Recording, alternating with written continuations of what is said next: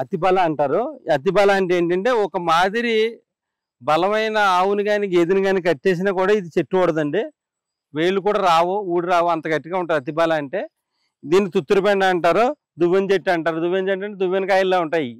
అందు గురించి దువ్వెన చెట్టు అంటారు. ఇది ఇదివరకు చిన్నప్పుడు తల దూకునేవారు దీంతో. ఈ యొక్క ఎండిపోయిన గింజల్ని దీన్ని పౌడర్ చేసుకుని కండ చక్కెరతో కలిపి తీసుకుంటాం వల్ల ఎముకలు బలపడతాయి. కీళ్ళ నొప్పులు కూడా తగ్గడానికి నివారించడానికి చాలా బాగా పనిచేస్తుంది. దాంతోపాటు మగవాళ్ళలో వీర్య స్తంభనకి పనిచేస్తుంది.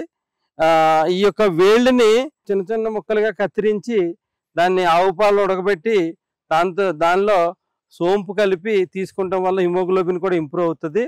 దాంతోపాటు ఈ మగవారిలో వచ్చే సెక్షువల్ డిజార్డర్స్ని కూడా తగ్గించే గుణం దీనికి ఉంది. దాంతోపాటు దీని యొక్క ఆకుల్ని పప్పులు వేసి వండుకుంటే పైల్స్ స్టార్టింగ్ స్టేజ్లో కూడా పూర్తిగా నివారించుకోవడానికి పనిచేస్తుంది.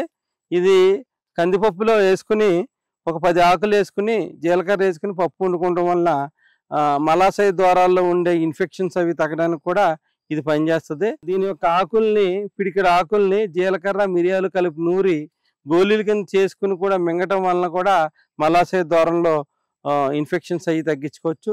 దాంతోపాటు ఈ అతిబల యొక్క వేళ్ళని ఆకుల్ని సమూలాన్ని మనం చిన్న చిన్న ముక్కలుగా కత్తిరించి దాన్ని మునిగేలా నువ్వుల నూనె వేసి చిన్న మంట మీద మరగాయించి కానీ భద్రం పెద్ద బాండీలో పెట్టుకుని మరిగించుకోవాలి. మరిగించుకుని దీన్ని ఒంటికి అప్లై చేసుకుంటే మన బాడీ వజ్రకవచం కింద తయారవుతుంది. అంటే మన స్కిన్ టైట్నెస్ వచ్చి ఉపయోగపడుతుంది.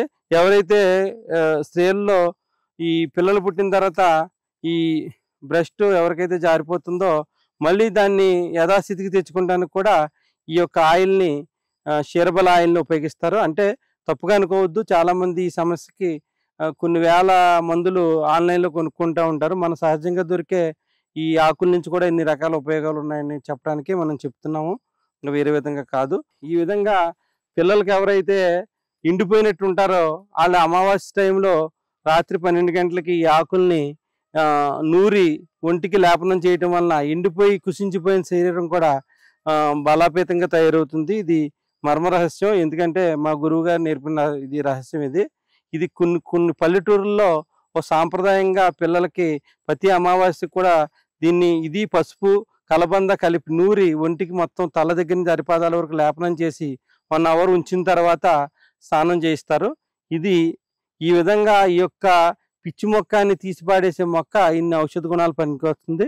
ఈ పొలంలో ఏది కూడా ఇంత విషతుల్యం కాకుండా ఈయన 15 సంవత్సరాల నుంచి కాపాడుకుంటూ వస్తున్నారు దీన్ని.